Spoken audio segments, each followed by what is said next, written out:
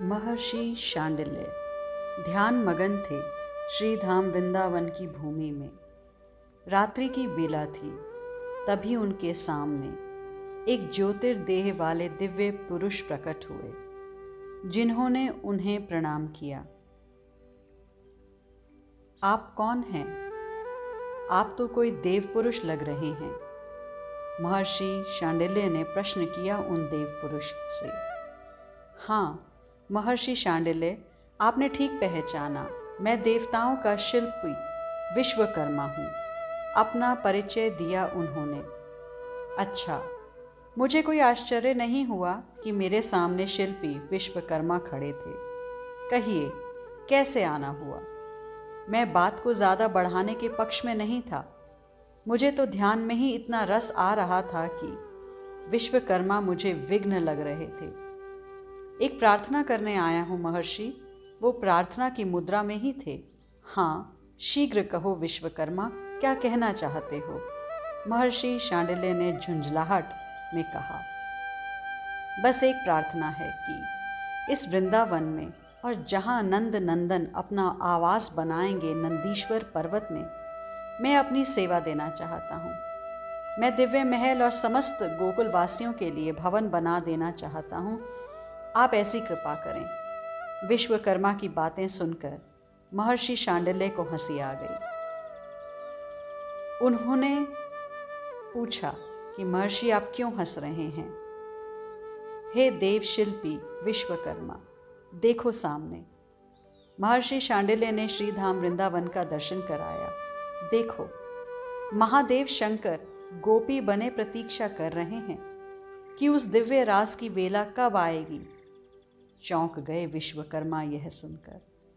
महर्षि शांडिल्य ने कहा, उधर देखो, गिरिराज पर्वत की ओर स्वयं नारायण पर्वत बनकर प्रतीक्षारत हैं।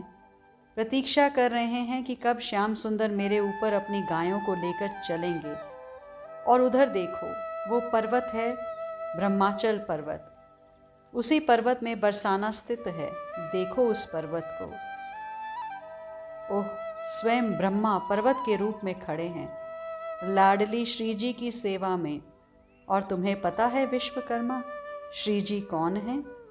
देखो, इतना कहते ही बरसाने में दिव्य प्रकाश छा गया, निकुंज प्रकट हो गया।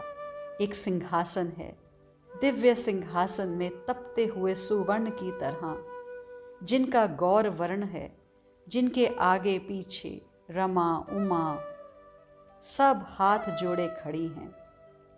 अरे, स्वयं श्याम सुंदर दूर खड़े अपनी प्रिया का मुख चंद्र देखकर मंत्र मुग्ध हुए जा रहे हैं। विश्वकर्मा को कुछ नजर नहीं आ रहा, मात्र प्रकाश दिखाई दे रहा है। तब हंसे महर्षि शांडिल्य। ये सब दिव्य है, ये सब धाम है जो नित्य है। ये गोलोक निकुंज से ही आए हैं। तुम्हारी यहाँ गति नहीं है विश्वकर्मा। पर विश्वकर्मा ने कहा कि मैं तो देव शिल्पी हूँ। अरे, जहाँ स्वयं नारायण पर्वत के रूप में खड़े हैं, महादेव और ब्रह्मा भी पर्वत के रूप में हैं, वहाँ तुम क्या हो? महर्षि शांडिल्य ने विश्वकर्मा को समझाया। देखो उस नंदीश्वर पर्वत को। महर्षि ने दिखाया। हजारों वर्ष से तप कर रहे हैं महादेव। पता है क्यों? क्योंकि श्याम सुंदर और उनकी आह्लादनी शक्ति इस स्थल पर कभी विहार करेंगे और मैं तब उनका दर्शन करूंगा। और तुम आ गए इस भूमि में विश्वकर्मा, तुम आ गए इस प्रेम भूमि में। यही तुम्हारा बड़ा सौभाग्य है। तुम तो बस यहाँ दर्शन करो, तुम मात्र इस भूमि को प्रणाम करो। जो भी महल यहाँ होगा कल, वह प्रकट होगा, उसे कोई शिल्पकार बनाएगा नहीं। दुखी हो गए थे विश्वकर्मा। उनका देव शिल्पी होने का अहंकार चूर चूर हो गया था।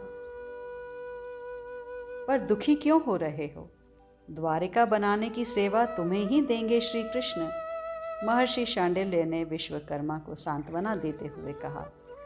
और भैया विश्वकर्मा, ये प्रेम नगरी है, यहाँ तो सब चिन्मय ही है। यहाँ तुम्हारा कोई कार्य नहीं है। इतना कहकर हे वज्रनाभ, मैं मौन हो गया था। द्वारिका बनाने की सेवा मुझे मिलेगी ये भी सौभाग्य माना विश्वकर्मा ने, और सौभाग्य था भी यह उसका। विश्वकर्मा प्रणाम करके चले गए वहां से। पर एक दिन की बात है वज्रनाभ, रात्रि में ही एक दिव्य महल प्रकट हुआ। ग्वाल वालों के लिए सुंदर सुंदर भवन, गायों के लिए सुंदर शालाएं। सुबह उठकर देखा तो नंदीश्वर पर्वत में दिव्य नंदगांव उतर आया था। हंसे महर्षि शांडिल्य, सब कुछ यहाँ चिन्मय है, हर कण यहाँ राधा कृष्ण है। इतना कहते हुए उठे महर्षि शांडिल्य और यमुना की बालुका हाथों में ली। ये देखो वज्रनाभ, एक कण श्याम है, एक कण गौर है। श्याम कृष्ण है और गौर श्री राधा है। इतना कहते ही भाव समाधि में चले गए थे महर्षि शांडिल्य। वृंदावन सो वन नहीं, नंद गांव सो गांव, बंसी वट सो वट नहीं, श्री राधा नाम सो नाम। लो प्यारे, मेरा सब कुछ ले लो, तन ले लो, मन ले लो, बुद्धि ले लो, मेरा अहंकार भी ले लो। यही है श्री राधा भाव। माधव माधव रटते माधव बन जाना। बड़ा कठिन है, बड़ा मुश्किल है काम राधा का माधव होना। राधा सब कुछ छोड़ सकती है, पर राधत्व कैसे छोड़ दे। पर राधा को भी तो माधव बनने की बेचैनी है। वो तड़फ उठती हैं और उस प्रेम की पीड़ में वो भी जब पुकार उठे राधा राधा, तब राधा भावपूर्ण होती है। श्री कृष्ण का जन्म अष्टमी भादो के अंधेरे पक्ष में होता है। समस्त जगत के अंधकार को पीकर श्री कृष्ण चंद्र उदित होते हैं और श्री राधा का जन्म होता है भादो अष्टमी में, पर उजियारी रात में, यानी अपने पूरे गोरे रंग को इसी में लगाने के लिए कि इस कारे को मैं गोरा करके रहूंगी। पर हो जाता है सब कुछ उल्टा पुल्टा। ये प्रेम है। आज प्रथम मिलन होगा यमुना के कूल में इन दोनों सनातन प्रेमियों का। प्रतीक्षा है सबको इस मिलन की। अस्तित्व स्वयं प्रतीक्षारत है। ये कहते हुए महर्षि शांडिल्य आज मदमाते हो रहे हैं। नंदगांव बस चुका है। अद्भुत प्रिया है श्री राधा कि अपने प्रियतम को अपने पास बुलाकर ही माने। ये उन्हीं का तो मनोरथ है कि श्री कृष्ण अब वृंदावन आए। बरसाने की भूमि ही तो है ये नंदगांव। वृषभानु हैं अधिपति यहाँ, यानी वृषभानुजा ही इस नंदगांव की स्वामिनी हैं। श्री धाम वृंदावन दिव्य अति दिव्य है। ये और खिल उठा है, क्योंकि अब पिया प्यारी का मिलन यही तो होगा। प्रकृति स्वयं को सजाने में व्यस्त है।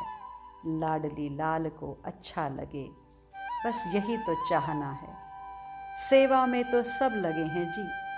आज ऐसे ही यमुना के पुलिन में घूमते हुए थोड़ा दूर चले गए श्री कृष्ण। मुग्ध हो गए वहाँ वन की शोभा देखकर। वन ने भी स्वागत किया कृष्ण का। हवा मंद सुमंद वह चली बयार। पक्षियों ने कलरव करके गान सुनाना शुरू कर दिया। अपलक देख रही हैं हिरनियाँ। फूलों में भौरों ने गुंजार किया। अरे वज्रनाभ, जो कमल खिले नहीं थे वो भी इनको देख कर खिल गए। धूप तेज ना हो इसके लिए बादलों ने छत्र लगा दिया। हल्की बूंदें पड़ने लगी। मुस्कुराते हुए आकाश की देखा नंद नंदन ने। देवता धन्य हो गए। आनंद स्वरूप स्वयं ही अपने ही आनंद को अभिव्यक्त करना चाह रहे थे, तो क्या करें।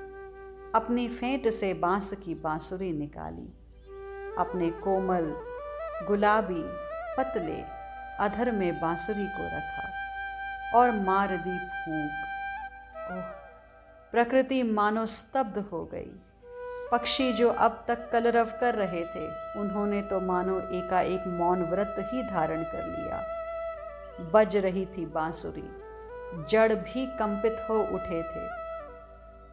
फिर चेतन की कौन कहे, पर ये क्या, शताधिक मोर पता नहीं कहाँ से आ गए थे और सब नृत्य करने लगे, अपने अपने पंखों को फैलाकर घूमते, अपने पंखों को हिलाते, फिर नृत्य करते। मुरली मनोहर ने बांसुरी भी तो आज पहली बार ही बजाई थी। वज्रनाभ स्थान होता है, हर स्थान पर हर कार्य नहीं होते। बांसुरी वृंदावन में ही बज सकती है, ना मथुरा में, ना कुरुक्षेत्र में, ना द्वारिका में। पर मयूर रुक गए नृत्य करते करते, श्याम सुंदर भी रुक गए। पर वो सब मयूर एक साथ किसी स्थान पर चल दिए थे, कृष्ण रुके। मोरों ने मुड़कर कृष्ण को इशारा किया, आओ हमारे पीछे पीछे। आग्रह था उन प्रेमी पक्षियों का, कैसे टाल देते। और ये मोर भी तो इस वृंदावन के थे, चल दिए इनके पीछे कृष्ण। कृष्ण आनंद विभोर हो रहे हैं। कहीं से सुगंध आ रही थी, और जहाँ से ये सुगंध आ रही थी, मोर उसी ओर ही तो जा रहे थे। सरोवर है, बड़ा सुंदर सरोवर। उस सरोवर के 4 घाट हैं, सीढ़ियाँ मणि माणिक्य से बने हैं। सरोवर का जल अत्यंत निर्मल है। मयूर वहीं ले गए थे कृष्ण को। सरोवर के जल में कोई गौर वर्णी सुंदरता की मानो देवी बैठी थी, ऐसा कृष्ण को लगा। वो और तेज चाल से चलते हुए पास में पहुंचे। मोर रुक गए, बांसुरी फेंट में रख दी कृष्ण ने। गए कृष्ण पास और पास, पीछे से जाकर धीरे से हस्त रखा कृष्ण ने। एकाएक कृष्ण के कर का स्पर्श पाते ही वो तो चौंकी, मुड़ी, पर जैसे ही अपने सामने देखा नंदनंदन को, और नंदनंदन ने देखा श्री राधा को, त्राटक लग गई दोनों की। नेत्र मिले, मिलते ही रहे, मानो इन दोनों के नयन भी कह रहे हों, और पीने दो इस रूप सुधा को। कितने समय बाद मिले हैं, प्यासे थे, आज प्यास मिटे। मयूर नाच उठे, पक्षियों ने कलरव करना आरंभ कर दिया। लताओं से फूल झरने लगे, सरोवर के कमल सब प्रसन्नता से खिल उठे। उसमें से पराग उड़ते हुए इन दोनों युगलवर के ऊपर पड़ने लगे। कौन हो तुम, हे गोरी, कौन हो तुम? इस प्रश्न ने श्री राधा को अपना भान कराया। नहीं तो ये भूल गई थी, हाँ, सब कुछ भूल गई थी। बताओ ना सुंदरी, कौन हो तुम? ओह, कितनी सुंदर हो, क्या नाम है तुम्हारा? कृष्ण बावरे से पूछते जा रहे थे। किसकी पुत्री हो? कभी मैंने तुम्हें देखा नहीं, आज पहली बार देख रहा हूँ। पर एक बात बताऊं, मुझे ऐसा क्यों लग रहा है कि हम तुम्हें पहले से जानते हैं? कुछ नहीं बोली। तुम बोलती क्यों नहीं हो? कुछ तो बोलो। शर्मा गई श्री राधा रानी। प्रेम भर गया लवालब हृदय में। तुम बोल नहीं सकती क्या? इतना कहते हुए अधरों को छू लिया कृष्ण ने। उस स्पर्श से श्री राधा का देह कंपित होने लगा। कुछ देर के लिए सरोवर में बैठ गईं, आंखें मूंद करके। राधा नाम है मेरा, मैं यहीं बरसाने की वृषभानु जी की पुत्री हूँ। मुझे नहीं देखा होगा तुमने, क्योंकि मैं कहीं जाती आती नहीं हूँ। पर तुम कौन हो? अपने बारे में तो कुछ बताओ। श्री राधा रानी ने कृष्ण का परिचय जानना चाहा। मुझे कौन नहीं जानता, बड़ी ठसक से बोले कृष्ण। और वैसे मेरा नाम तो तुमने सुना ही होगा। अच्छा, सब जानते हैं तुम्हारे बारे में, तुम इतने बड़े हो। अब थोड़ा मुस्कुराई थी श्री राधा रानी। हाँ, हम बहुत बड़े आदमी हैं, पूरा ब्रजमंडल हमें जानता है। अच्छा, अब अपना नाम तो बता दो।